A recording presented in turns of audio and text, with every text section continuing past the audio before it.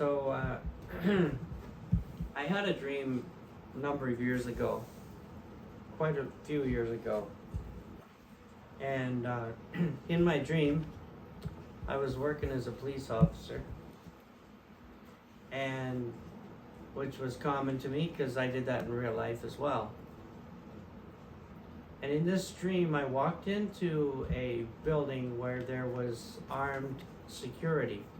It was a security service,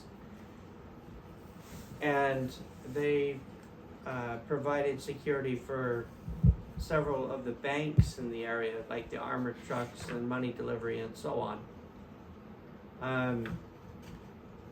It was a new building in this dream, and they had decided to change up security in such a way that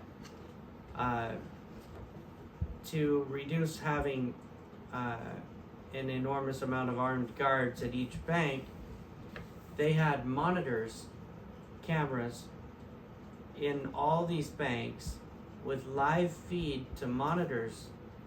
So you would walk into this office and here's like 30 or 40 monitors on the wall all around the desk,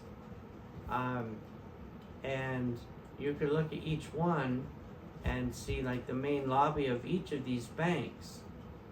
So it was somebody's job 24/7 to be watching these monitors, and if somebody walked in to rob a bank or something started going off or looked different in the bank, the person wouldn't even have to push the panic button.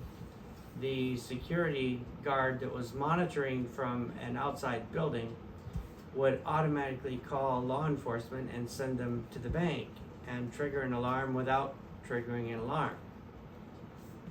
So anyway, I walked in to the security office, and I'm a police officer on duty, but I'm just chit-chatting with the person that's doing the security service. And it was a woman who I had never met before, but she was dressed in the security uniform and armed and all. Seemed professional, and the cameras were on. You could see the monitors of the different banks. And we're just talking, just shooting the breeze, talking about the weather and what we're gonna do on the weekend, and just enjoying conversation. But she was standing at the desk facing me, and behind her were all these monitors. And while we were talking, something caught my attention. I looked up at one of the monitors, and I seen a group of guys with ski masks and rifles enter one of the banks, and I just stared at it. And she looked at me and noticed I was looking at something else, so she turned to see what I was looking at, and now we're both watching the monitor. We're both watching armed men in the bank with ski masks. And probably 15, 20 seconds go by that we're just both standing there watching. And then I looked at her and said, you do know they're robbing the bank, right? At which time she drew down on me and said, you should have known I wasn't who I appeared to be. That's the point I woke up. I woke up in a very uncomfortable state of mind. I was very upset. And while it never happened in real life, I've always taken that to heart. As far as somebody pointing a gun at me and in my face and telling me you should have known what, you know. But I will say this. In a spiritual battle, there are people who look the part and sound the part and act the part, but they're not. And you need to ask God to help you to beware because not everyone that says they're of the household of faith are really of the household of faith.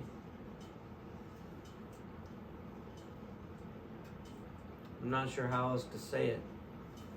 Try the spirits, whether they see of God or whether they be of God. There are people that look like they're Christians, right, claim that they're Christians, but they're not. Beware of them. Pray for discernment. Pray for discernment. Pray that God will help you to recognize it and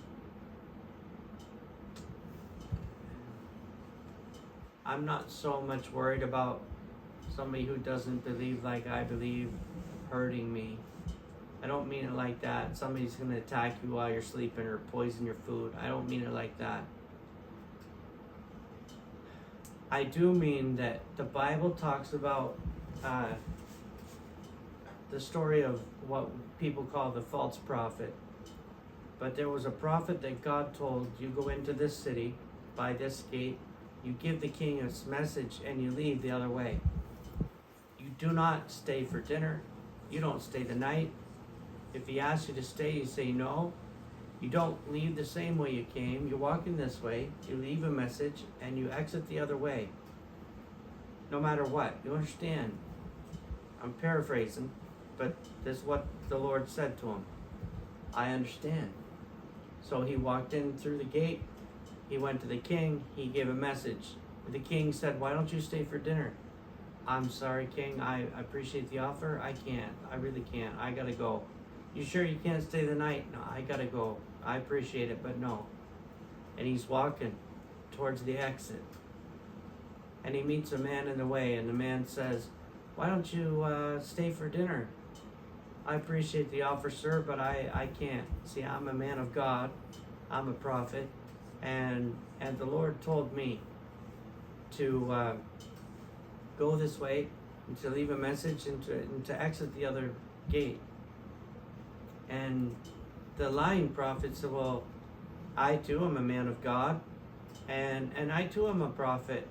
And the Lord told me to tell you, he changed his mind, and it's okay to come to my house for dinner.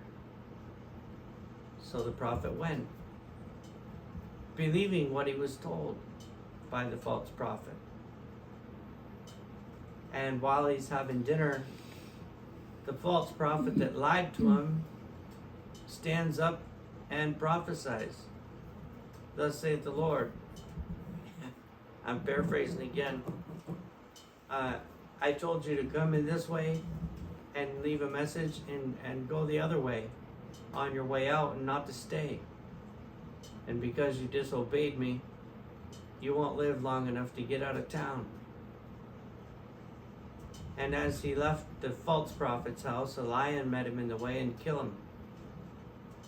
The false prophet buried him and went on living the rest of his life. It's not fair. You're right, it's not fair. But the Bible says you can tell a lie and be forgiven. You can believe a lie and be damned. Be careful what you believe. And when God speaks to you, don't let anybody tell you otherwise.